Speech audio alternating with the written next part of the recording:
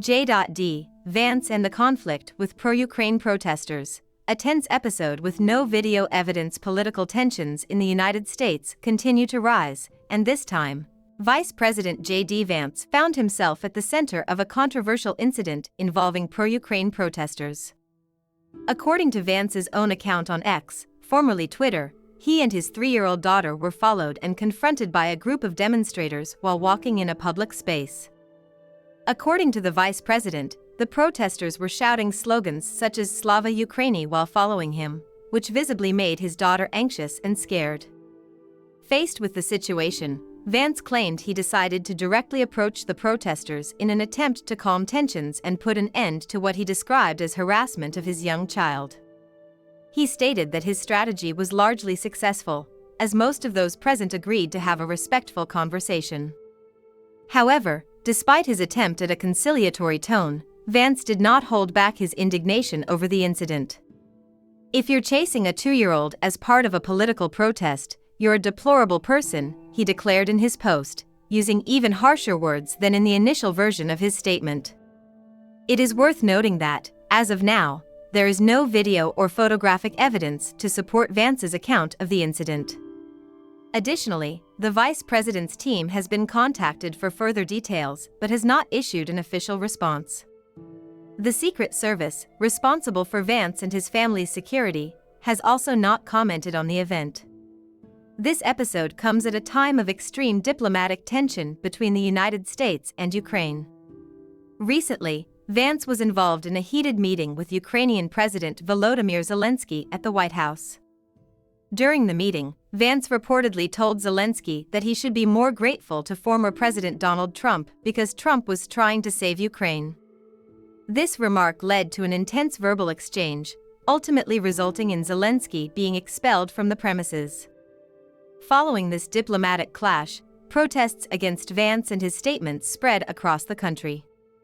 A significant demonstration took place in Vermont, where Vance was on a skiing trip. There, protesters directly confronted him, with one even asking how it felt to be Putin's puppet. Given this scenario, it is evident that the relationship between the U.S. and Ukraine remains a highly sensitive and inflammatory topic within American political discourse. If Vance's version of events is true, it raises questions about the limits of political activism and the risks involved when children are caught in the crossfire. However, the lack of concrete evidence leaves room for skepticism and speculation about the veracity and severity of the incident. Yusef, Salaam and America in crisis.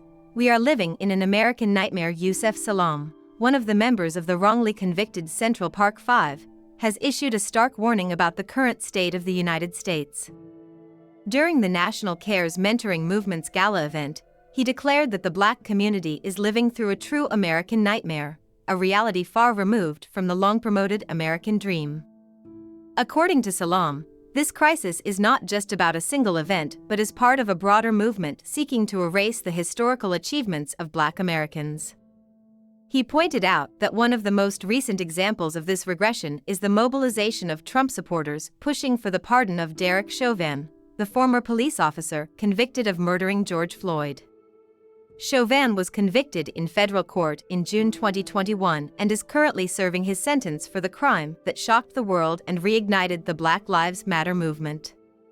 However, groups aligned with Trump have been advocating for his pardon, arguing that his conviction was unjust.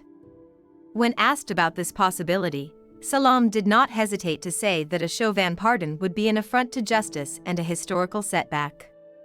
He also warned of the grave consequences that a potential pardon could trigger. If Chauvin is pardoned, people need to stay calm and not be drawn into a racial war, he said, emphasizing the need for peaceful resistance and strategic planning to prevent the country from descending into another cycle of racial violence. Salaam's stance resonates even more powerfully when considering his own history. He was one of 5 Black teenagers wrongfully accused of the brutal attack on a woman in Central Park in 1989. At the height of the case, Donald Trump took out full-page ads in newspapers, including the New York Times, calling for the reinstatement of the death penalty for the accused. Decades later, their innocence was proven, yet Trump has never apologized for his actions at the time. The event where Salaam spoke also featured Reverend Al Sharpton, who echoed concerns about a possible Chauvin pardon. According to Sharpton, such a move would demonstrate that the U.S. has no real commitment to law and order but rather to a system that protects certain individuals regardless of their crimes. It is worth noting that, as of now, Trump has publicly stated that he has no plans to pardon Chauvin. However, pressure from his supporters and the political landscape surrounding him suggest that the issue could resurface at any moment. The situation in the U.S. has reached a critical juncture. On one side, far-right movements are pushing for measures that roll back historical civil rights progress. On the other, leaders and activists are warning that the country may be heading toward a defining moment that will determine the future of racial justice in the United States. With so many tensions in the air, the big question remains: will the U.S. move forward toward a more just society, or will it regress to a past of inequalities and injustices legitimized by the very system meant to uphold justice?